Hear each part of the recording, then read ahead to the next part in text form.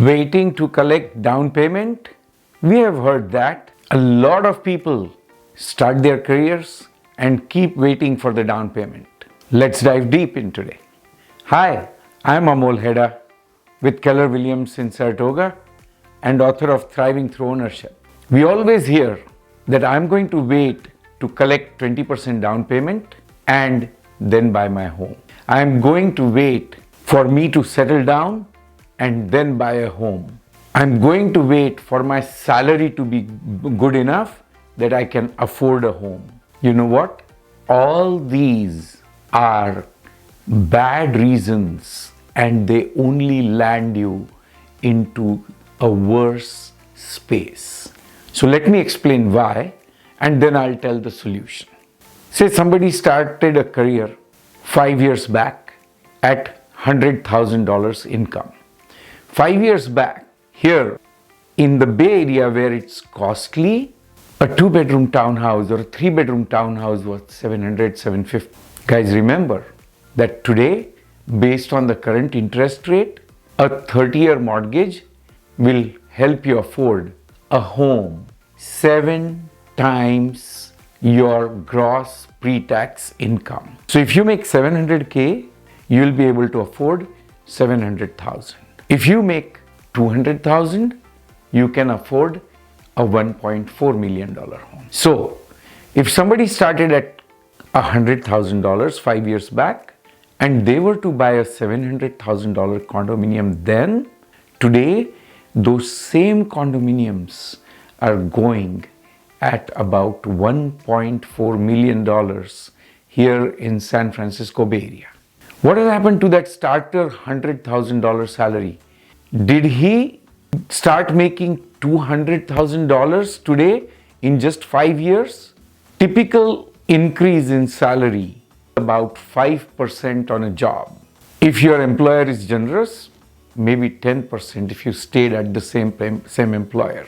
So 5% increase in salary would make it 125%, whereas home prices have almost doubled in the last 5 years. So what has happened?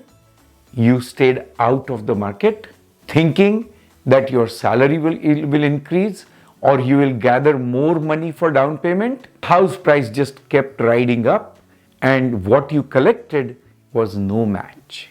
What's the right strategy? The right strategy then was to buy the $700K home, ride the price rise and let your income work for you and you'd collect additional money as down payment and this equity in your home would give you another $700,000 by now. Guess how much this person could have afforded? Even with that same growth in income, but with equity on their side, this person would be able to buy probably a $2+ million home in just these 5 years. What's the solution? The solution is you should buy a home with as little of a down payment as possible. And the moment you get in with that thin down payment, you don't have to pay aggressively, you don't have to do any crazy things. You just keep paying regular. The appreciation is what will be on your side. And because appreciation is on your side, you will get that cash bump for your next home or whatever you want to do. So, it's far from truth that you need 20% down payment. I myself started my home ownership journey with just $25,000 for a $388,000 mortgage purchase price. So I had barely 3.5%. I paid $295 in PMI at the time. I paid 8.25% interest rate and I had an HOA of $388. Everything seemed like, how could I manage that? But you know what? In 5 years' time, the interest rate had dropped from 8.25 to 5%, and my home went up from $388,000 to $525,000. Had I not made that move, I would not have made the 167,000 that I made, including my down payment and equity. Yes, what's wrong about PMI? It's just an additional cost. So you will pay an upfront PMI of about 1.2% in today's market, and you will pay a 0.8% PMI on everything that you owe over the 80%. But you know the good news?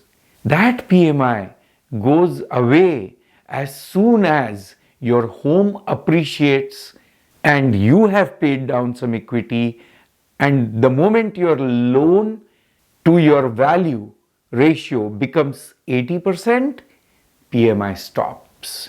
So guys, this PMI would be paid for only 3 to 5 years and you'd be done with it. But your growth in the home would be at least 5% rate. And if you only put 5% down, it's a good news. You got a leverage of 20 times. So every dollar that you put grew like $20 invested. So PMI and low down payment is not that bad. It helps you get started early. It helps you book your equity early. And it helps you become a homeowner early. It puts you on stability early. Then there are other programs like the VA, Veterans Administration, where people from the armed forces, retired ones, can get 0% down payment and even closing cost assistance. There are cities and counties, you should check in your respective cities and counties. There are cities and counties that give down payment assistance. And there are some employer programs with medical schools or hospitals where they literally try to throw as much money as possible to hire, recruit, and keep their doctors here in this high cost area. So guys, it's very important that you work with someone who knows how to help you structure your home ownership. It's not about the down payment. It's not about even writing full cash offers. If you write full cash offers, you will have no money to spend afterwards. So it will always be helpful to keep more reserves, put as little down payment as possible, and get into homeownership early. I will be doing another video of how to fight full cash offers while doing less down payment. Will you watch? Yes. I bet you are going to say that this video was very helpful and it will certainly help at least a couple of my friends get into homeownership early. And if you think so, please share this video, like, subscribe, and click on the bell button. That way you get an alert as soon as I post my videos. Talk to you on my next one. Bye.